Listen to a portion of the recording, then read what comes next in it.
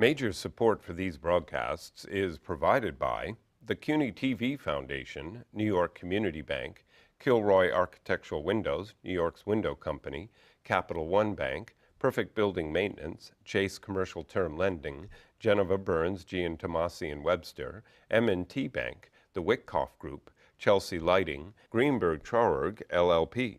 Additional support is provided by Ackman Ziff Real Estate, AKA Hotels, Corman Communities, Bank of America, Merrill Lynch, Bank Leumi, USA, Briarwood Organization, CBRE, Colliers International, NYC, Cushman & Wakefield, DDG, Douglaston Development, Levine Builders, Dime Savings Bank of Williamsburg, Eastern Union Funding, Flushing Bank, Friedman LLP, Herrick Feinstein LLP, Hersha Hospitality Trust, Investors Bank, New Banks, James D. Kuhn Real Estate Center at Syracuse University, James Orphanides, Centurion Holdings, John Katzimatidis, Red Apple Group, Margolin Weiner and Evans, Madison Realty Capital, Meridian Capital Group, Newmark Grubb Knight Frank, People's United Bank, Popular Community Bank, SJP Properties, Sterling & Sterling, Stonehenge Partners, Urban American, and these friends.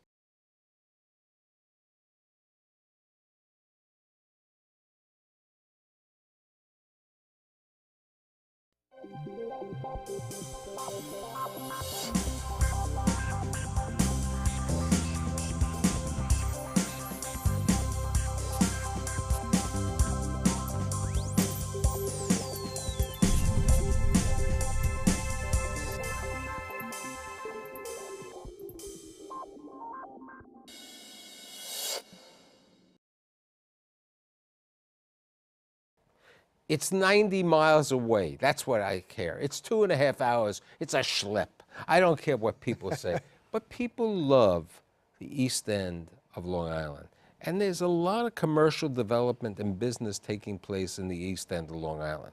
So today I've assembled 4 individuals who are actively involved in the financing and the development of what's happening in the East End of Long Island. My guests today include Don Eversole, who is the principal at Timber Ridge, Kevin Santacroce, who is the Executive Vice President and Chief Lending Officer of Bridgehampton National Bank, Stephen Dubb, who is the Vice President at the Beechwood Organization, and last but not least, another banker, Bob Bernard, who is the Senior Vice President at Capital One Bank. So since you and I are the kids over here, I'll ask you the question first. What have you seen change over the last 20 years in the East End of Long Island with regard, because you've done a lot of building, you know, in the market. Has it got easier, or has the zonings kept it harder, or? Michael, nothing's been easy. Nothing is easier. I mean, there are challenges. Obviously, what we try to do is bring value for the consumer. Otherwise, they won't buy. And it's trying to find the niche markets that we look to, and the product we're building now is a for sale, non-age restricted. But that's an interesting discussion, okay? I mean, your family has built a number of age restricted, and you've built a number of age restricted. And one of the projects that you had done prior to this one was in West Hampton, and age restricted. For my audience, why are age restricted, and I'd like this also from the banking portion, why are age restricted emphasized by the community? Schools.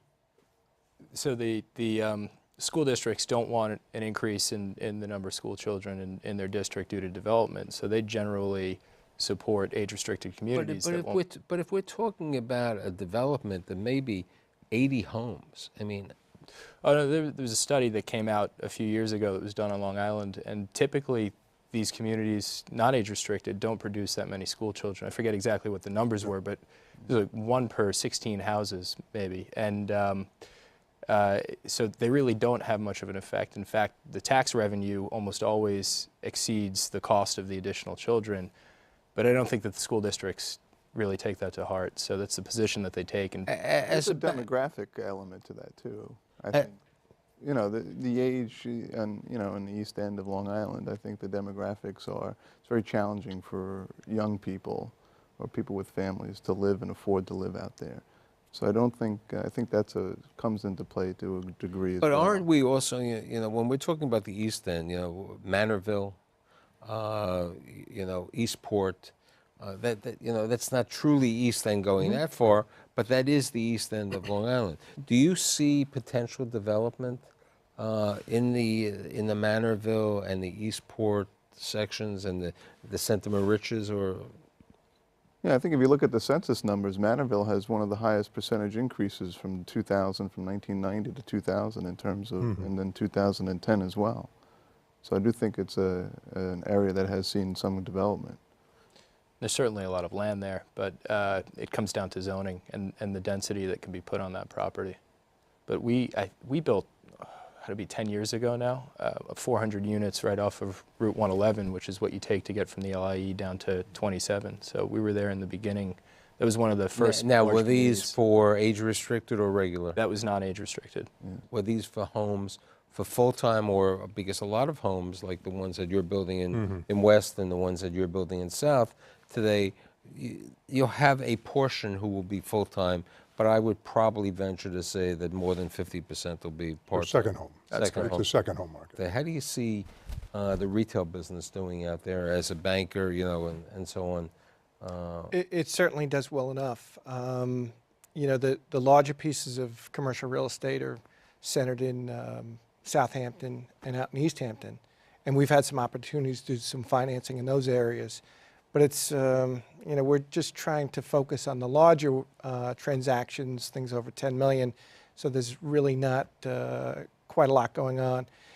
I don't know what you guys think of the South Fork, but there seems to be activity that's, obviously it's certainly there in the summer months, but it seems to be more vibrant the other months of the year too. Yeah. So it can support the retail and some secondary office buildings. I don't think there's any question as to that. I think a number of people are coming out over the weekends, certainly during the shoulder seasons, the fall and the spring, and some even as well the winter. But it's a wonderful place. I mean, the fall and on the South Fork is really an extended summer, and it's become very, very attractive for people, Now, particularly with telecommuting and.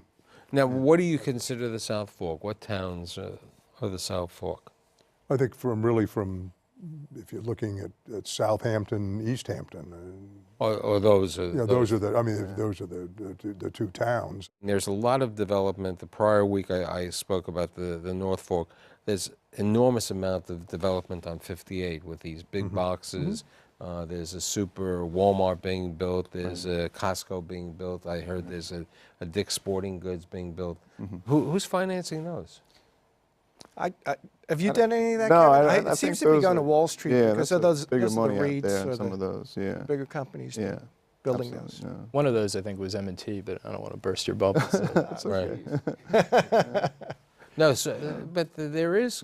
But there is a differentiation point, though, Michael. Like you said, I think that I would consider like Canal East on the South Fork as south, and then probably parts of Jamesport just be considered North Fork. Riverhead kind of has been a centralization point for a lot of the consumers that can't afford to shop and live. So that's why you have the big box stores going to Riverhead. Plus, the zoning won't allow it either on the two Well, forks. what about Hampton Bays? So, commercially, it's tough. I think there's, on the smaller commercial properties, I don't think you see high rents there, and you see a more consumer market. But isn't Hampton Bays more of a year-round? The people Absolutely. who live Sure. in Hampton Bays Absolutely. more a full-time residents over there. Yeah. And I think even the summer residents are much less than the South Fork, as you would say, in Absolutely. the Hampton Sure. Bays. Yeah. Price points are much lower. They didn't get impacted in terms of the downside and from 08 to 2010 with the dollars of the depreciation of their homes, but they because it's mostly again. Now, last year when you were on my show and your partner was on my show, we were talking about the Reckler development At the airport? at West the airport, Hampton, at the West Hampton, Yeah. and really nothing has happened. What do you see anything happening? Not too much. I don't know. Maybe Mitchell needs to come back on. I don't know. You know Yeah, what Mitchell said to me? Yeah. Unfortunately, he said, I'm staying out in the South Fork and I'm not coming into the city City much. anymore, yeah.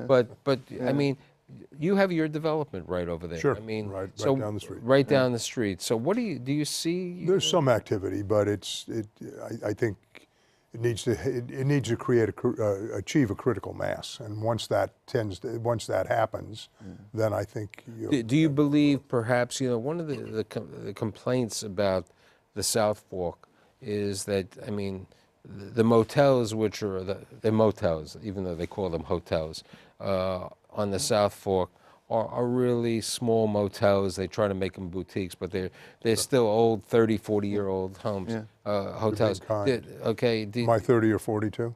Right. Okay. Do you believe that these, they're even longer, do you believe that there's a need for like they built in Riverhead, a Hyatt, a hotel out? I think in that area there is. I think the Hyatt, if we have some knowledge about that hotel specifically, they've had a very good occupancy, as well as the But others I'm on talking more 58. about now going to the South Fork. Is there a need for them? Yeah, but it'll never happen. No question. Yeah.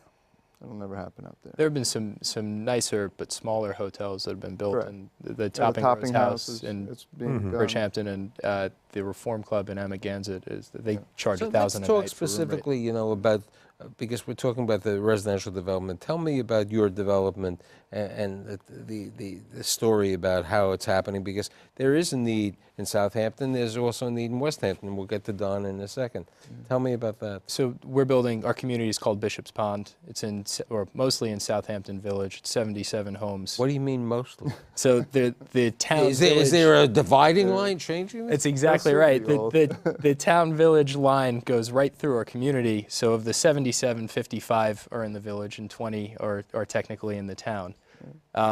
But we like to say in Southampton Village, and we're working to get the entire community brought into the village because it would be much simpler that way. It's a 13-acre property. We're building flats, which are 1/1 units, and townhouses. And they go from 2,000 feet and 3 bedrooms with 9-foot basements to 3,000 feet with another 1,500 feet if you want to finish the basements. And they're very, very nice. One-car garage or? One-car garages. Not necessarily by choice. The town and the village are biased against seeing garage doors, or at least they were with us. So we settled on single-car garages with some really nice wood garage doors. Now, what about amenities? I mean, so you're a condo association, right? It's a condominium, and we've got a 3,800 square foot clubhouse and a swimming pool that overlooks this central pond that the whole community is built around. So the clubhouse is heavily focused on gym and on fitness, and we've got an outdoor barbecue. But the amenity is really the South Fork. It's Southampton Village. It's Cooper's Beach, so you a can mile walk- away. So you have all that over there. Talk to me about Timber.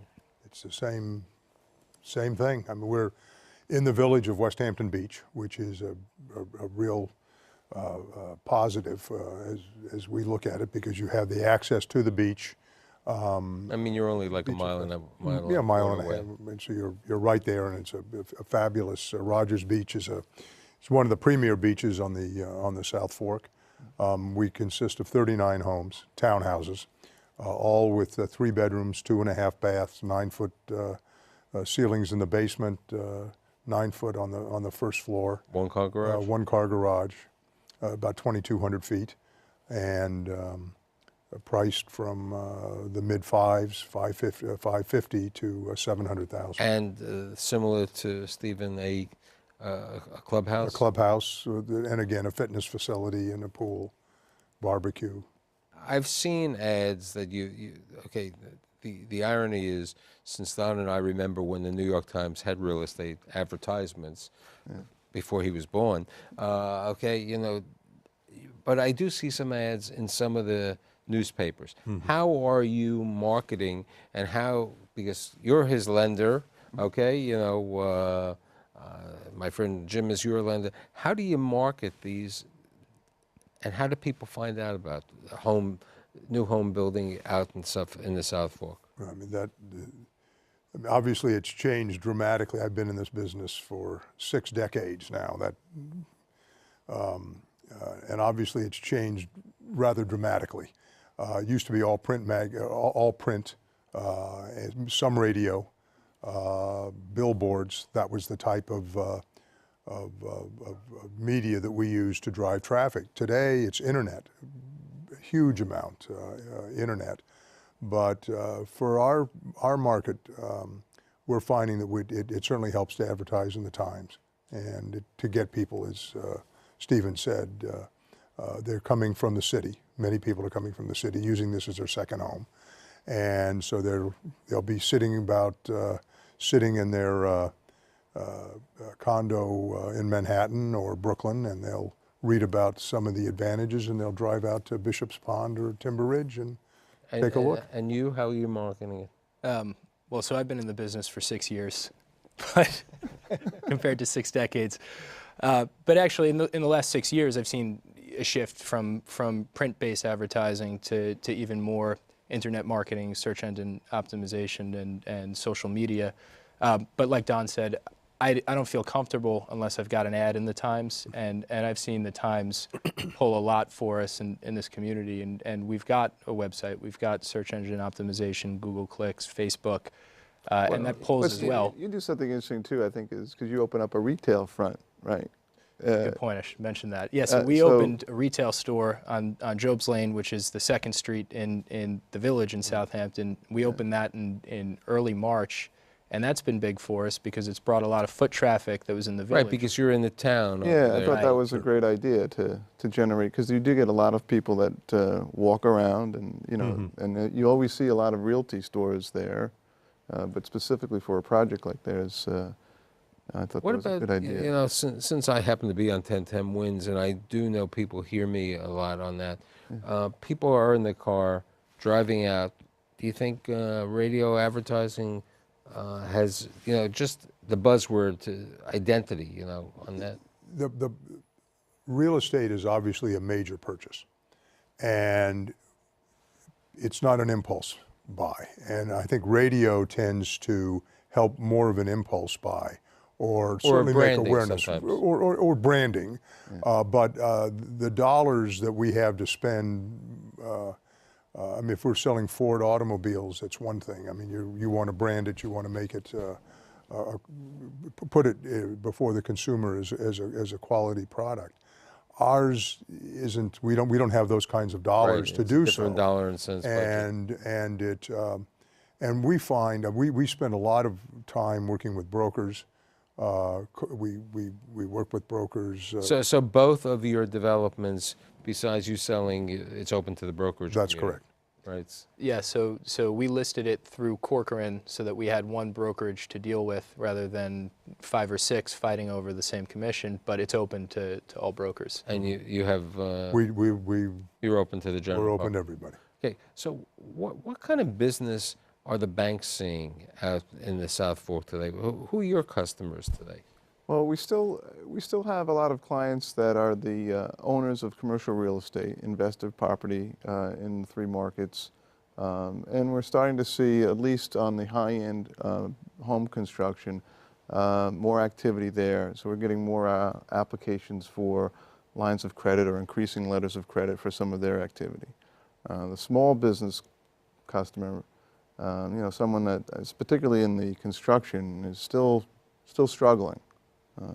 There was a lot of weeding out, if you will, after the last cycle, and so they're still not back on footing. And I still think that segment of the market is still struggling. And what about you in Capital One? Well, for commercial real estate, it's Commercial real estate and just in general out in Suffolk County and the South Fork, what are you seeing? well, we're looking at one of the better shopping centers right now in the Hampton Bays area, looking to finance that. But as I said, there's just... I mean, have you done any new home building, or you really... Before the downturn, we did quite a bit. We did some spec building for some really high quality builders, and we also did some for some users who were, got themselves a builder. What about, because I had seen, surprisingly, there was some spec housing in the South Fork being built, There is now. There is. It's come back. I mean, we're talking about expensive homes. Absolutely. Oh, yes. Being spec built. And I think the market east of the canal generally stayed stronger than the housing market in the rest of Long It is Island. bad. Almost like they're two It different. is. No But, question. but It's a how different world. but how is somebody who's building a spec home Yeah. for that they're selling for $5 to $8 to Yeah. $10 million Yeah. building that home? I mean, is it out of their cash flow? I mean, Well, you have to remember, there's a lot of people still sitting on liquidity, and for the last few years it was preservation of that. Now they're looking for yield. They're sick and they need to see some yield. So I think a lot of it's being funded by investment money. There aren't as many banks involved in it from what I see. what do you mean by investment money? Hedge funds, individual private you think people. hedge funds Yeah. are Absolutely. financing Private these? money. Absolutely. When I did this show on the North Fork, the one area that I didn't bring was the Cape Advisors. Yeah, the watch factory. The watch Right. factory, which is the conversion of Sure. the, Yeah. the, Boulevard, the Yeah. Boulevard watches. Yeah. And I mean, you're at 800 to 2 million. You're at 5 to 800, 7 Yeah. to 800,000. The Cape Advisor, they're talking about 2 to 10 million. I think above that. Yeah, Above on the that, top of yeah. the penthouse. Right, and that is a private equity fund whose Cape Advisors the money Well, it's behind really it. Deutsche Bank that financed the big construction there. Right, but it's due to a private equity, and you can call it Deutsche Bank, but Yeah. there are a variety of reasons. There's a lot of equity in the Yeah. deal, Sure. and that's also taken a couple of years, I would say. Yes. But I hear they're selling now and selling well, which is good because it's good for us. It's good for us, yeah. Now, are there any more developments that you see happening in that market? Because you've been a visionary, you've done many in the neighborhood, but do you see? In terms of scale, there's behind these are some land by Channing Daughters Winery back there. There's about 40 lots, and you're going to see some development there. That's a big tract. And how expensive will that be? Well, right now the lots are going anywhere from 5 to 750, with the homes probably 4,000 to 5,000 square feet. But they're probably a few months down before they have the approval for subdivision. The land is being sold by a developer, and then It's been transacted already. okay, and then there's a separate. The people are buying the land, and then they're building the house separately. Right. Right. Right. So, Would you finance that type of deal? It depends on the strength of the developer. yeah. Yeah, we have done some for sale jobs. We're still very conservative Now- with now those, are- but we are looking at. Is there a developer selling the land, or Well, what happened is the first group got the property in contract, went through all the process of getting the subdivision approved, and then sold portion, like maybe sold 10, 15 lots to one, has some others that they're going to hold. how Sold hard it. is it to get approvals? That was in- 3 years for that particular piece. And how long normally, since you've been around a couple of decades, as you said, how long does it take to get approvals in the South Fork? A long time. A long time. What do you attribute this? Well, I mean, look, it's critical mass. If you want to subdivide 2 lots, it's probably faster than if you want to do 40. It's a matter of scale. For example, when you did the other development in West Hampton, how long did that take? Well, the other development, it was essentially a noxious use. It was A it racetrack. was a racetrack, a drag strip, and so the neighbors were very happy to see a change, particularly to a retirement community, because you don't have the impact of the school for school-age children.